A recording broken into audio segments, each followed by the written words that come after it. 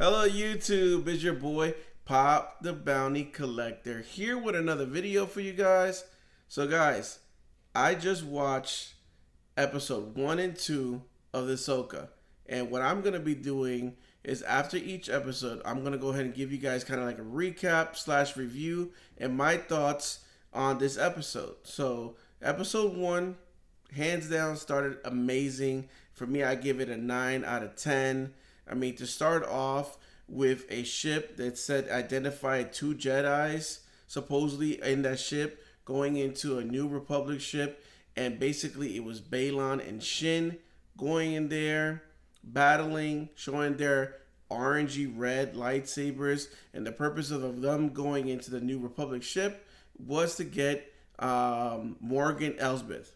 So we always wonder how Morgan showed up, because obviously we've seen trailers with Morgan in there, and we know episode 2 or season 2, sorry, correction, of the Mandalorian, Ahsoka took her down. So it's like, how is she free? And the episode 1, we see that Balon and Shin go in there and rescue her because they need her. They're looking for the map. So speaking of a map, Ahsoka is also looking for the map. You know, Ahsoka is looking for Grand Admiral Thrawn. We already know this. Mandalorian season 2, she whispered the name. She wants to know where's Grand Admiral Thrawn, and obviously she knew Morgan Elsbeth knew. Morgan Elsbeth told her about some map. Ahsoka's searching for it. She starts looking for it. There's like 4 or 5 killer droids there. I need the map as well, because they are all working with Morgan Elsbeth, Shin, and Balon, because they want the map too. They're trying to bring Thrawn back too. So the episode was amazing. We got to see Sabine in the episode. Long hair Sabine, what I would like to say, long hair, don't care. She's in the tower, Lothal. She's supposed to be, you know, celebrating the 7 years of saving that planet. She doesn't even show up. She just doesn't care.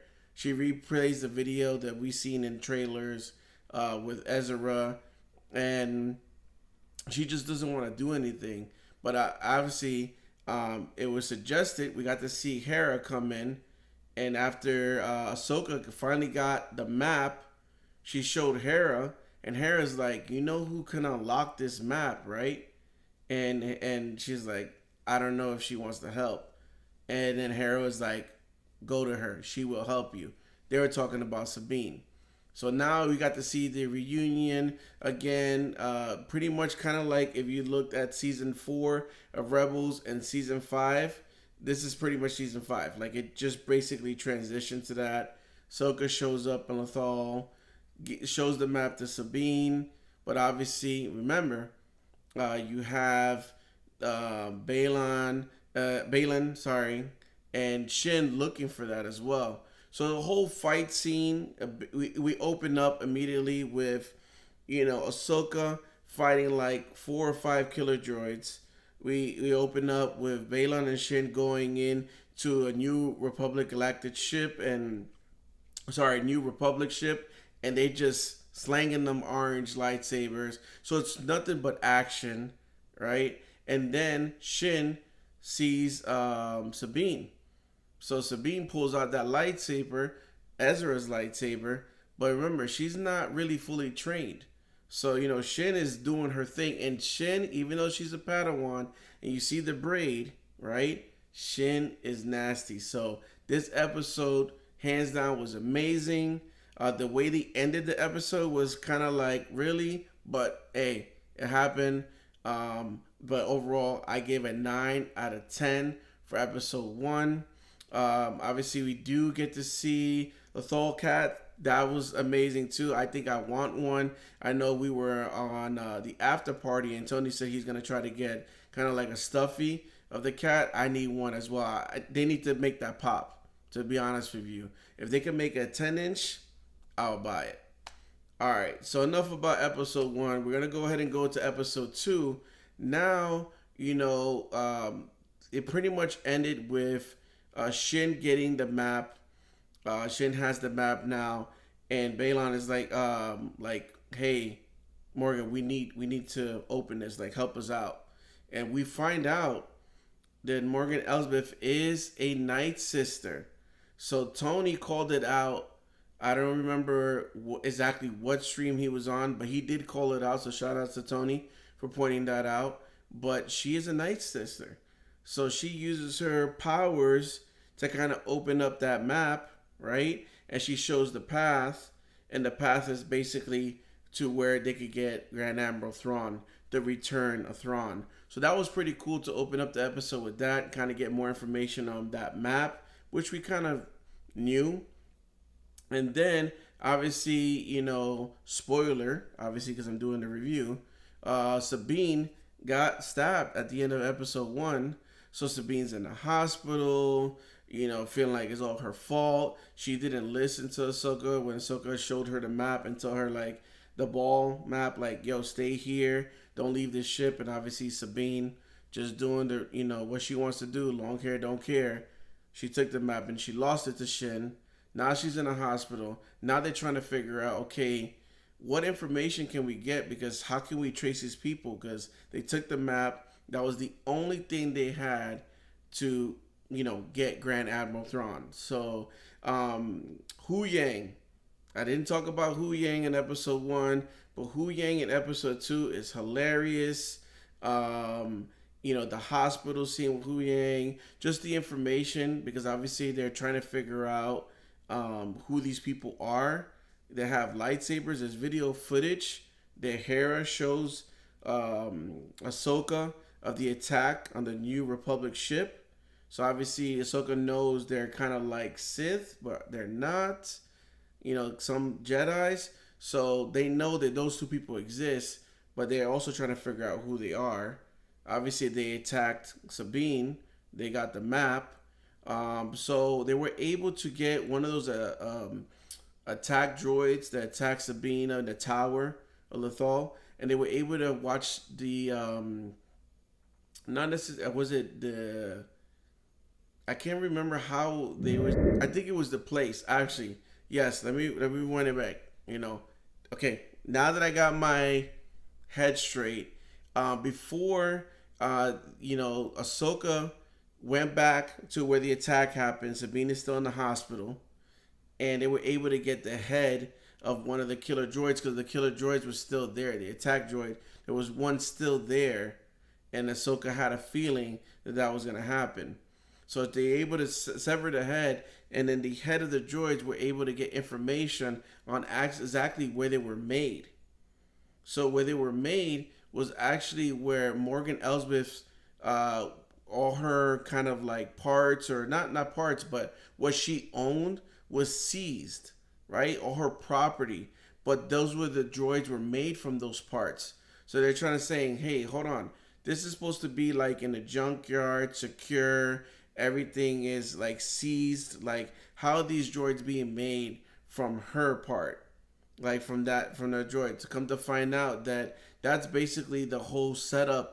Morgan had all these other things in the background, building this big, huge portal, which that portal is going to be able to create that path to bring back Thrawn.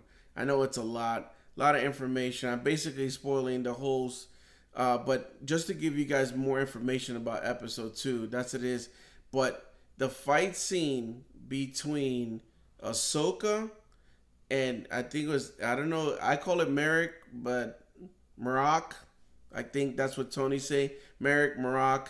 It's an Inquisitor, right? So it's an Inquisitor. That battle was amazing. Obviously, he has like, kind of like a medieval helmet. He has a little cape.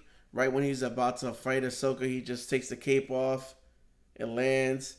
And obviously, we've seen a lot of it in the trailers. I think I even reacted to the battle. So it's pretty much the same thing. But towards the end, when he's trying to escape, because obviously Ahsoka was giving them hands, he throws his double-bladed Inquisitor lightsaber. It propels out in the outside of the screen.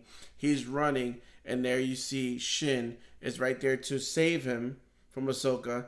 And then he calls for his double-bladed Inquisitor lightsaber back, and then Ahsoka just is looking at him and then just tilts like this and the blade comes back and he catches it. So that battle right there was dope. We got to actually see Phantom 2 and Chopper, where Hera kind of flying. That's the kept messing up my words, but the Phantom 2, she's flying it because they're actually trying to leave a tracker on that ship that Shin and Marok is leaving to, right? Obviously, they know they have information there. So the cool part is we got to see Chopper flexing his metal arms because they were able to leave a tracker on there. And that's pretty much kind of like the whole episode of 1 and 2. 2 was really short, but pretty much it just tied in. Like, if you just did not put the credit scenes on episode 1 and just put both of them together, it's pretty much like we watched a movie. That's how it felt. So I would give episode 2, I guess for me, because it was short, maybe an 8 out of 10. First episode was 9 out of 10. But overall, I mean, hands down, both episode 1 and 2 were great. If you haven't seen it and you're watching this review, what are you doing? Watch it. I'm definitely going to rewatch it again because I'm going to be on live with Tony 5 p.m. For Dark Secrets.